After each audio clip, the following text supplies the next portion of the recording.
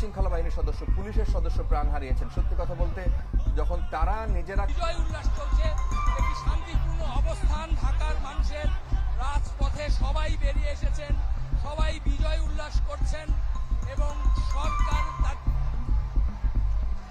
তাদের যে এক দফা দাবি ছিল, ছাত্র কিংবা অভিভাবক সব ধরনের মানুষই কিন্তু গণভবনে ঢুকে পড়েছে। গণভবনে আমরা দেখতে পাচ্ছি যে এখানে এই যে গণভবনের ভিতরের মাঠ রয়েছে বিভিন্ন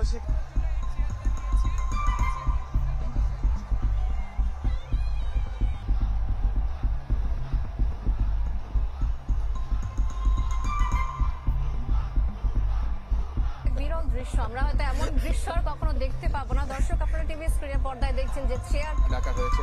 আরো কয়েকজনের নাম শোনা যাচ্ছে, তাদের সাথে কথা বলে নিশ্চয়ই একটা জায়গায় তারা পৌঁছে একটা ব্রিফিং আমরা কিছুক্ষণের মধ্যে শুনবো। কি হতে যাচ্ছে, কিভাবে হতে যাচ্ছে, কোনো কিছুই পরিষ্কার না। তবে জনমা এইভাবে দেখছি, আমরা যে খবর পাচ্ছি যে তিনি পালিয়েছেন।